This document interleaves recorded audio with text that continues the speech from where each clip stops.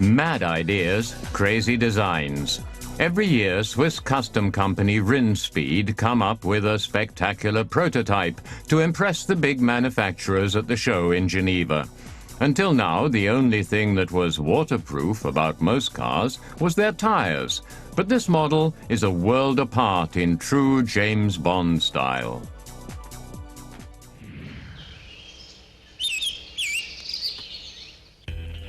"30 years after the spy thriller, The Spy That Loved Me, James Bond could really take to the deeps in the Rinspeed Scuba. The film's underwater scenes were staged, but the Scuba doesn't need any special effects.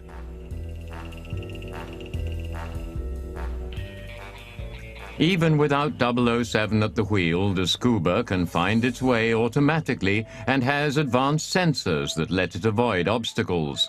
Laser sensors are the intelligent eyes of the vehicle and guide it safely through traffic and reefs without the driver or passenger having to do much.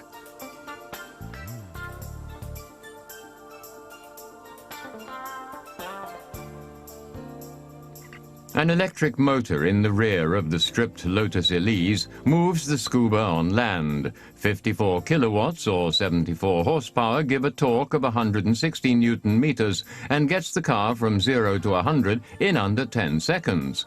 Its top speed of 120 kilometers an hour is respectable and made possible by its weight of only 920 kilos.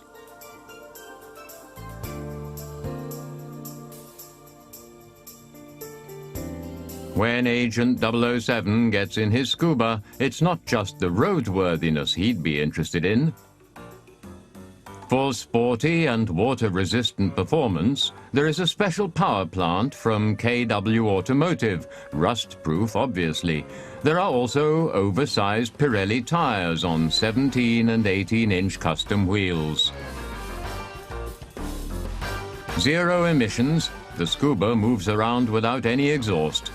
Two propellers at the rear move the Elise in the water with 1.6 kilowatts of power. Two jets on the side push the car downwards. A pressurized air system keeps electronics dry and provides air for the passengers. When escaping from enemies, Bond and his charming female passenger would get away with a quick dip.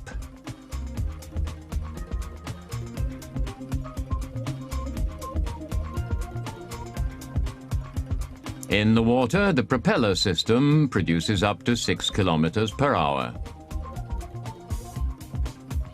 Once the 3.6 kilowatt jets kick in to submerge the vehicle, the top speed is reduced to 3 kilometers an hour.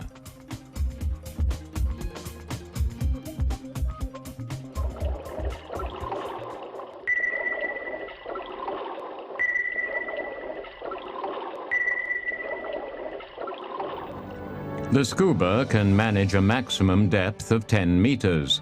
Rinspeed completely stripped the Elise and filled much of it with styropor to give the vehicle enough buoyancy to swim on the surface. And the 3 jets handle the submersion. If an enclosed vehicle had been modified for underwater use, the weight would have risen by 2 tons, and that would have made it too heavy for normal driving on dry land.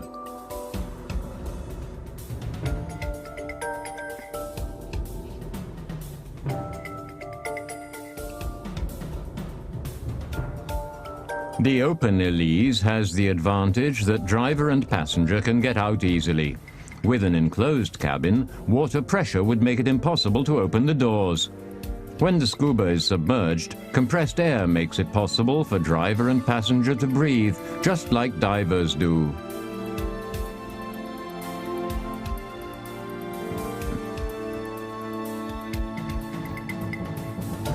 With the Scuba, Rinspeed's Frank Rinderknecht has once again delivered. With his partners in this project, he has created an unforgettable show car, the first underwater car to be qualified for normal street driving. This is Rinderknecht's way of continuing a 15-year tradition of showcasing unusual and spectacular innovation.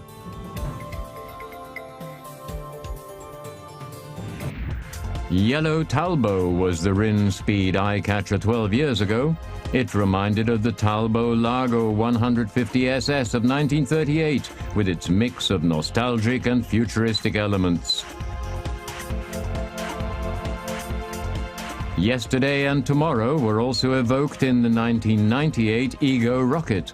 The silver rocket also showed what could be the result when a car was entirely designed on the computer. In 1999, practicality was the motto. With the X-Trem, Rinspeed created an all-purpose vehicle including an air-cushion drive and a loading system for pickup trucks, the latter even continuing into series production. The loading surface was also a feature of Tattoo.com by Rinspeed. It carried a tiny underwater scooter, and the vehicle had pneumatic suspension which adapted to almost any terrain. As long as the terrain was dry land. Until the scuba came along, there simply wasn't any automobile which could travel on land, on water, and even underwater. 30 years after underwater automobility was simulated using movie land special effects, there now exists a real-world submersible fit for Her Majesty's secret agent. And, knowing our Bond as we do, he would certainly describe succinctly and to the point the sensation of subaquatic motoring. Shaken, not stirred.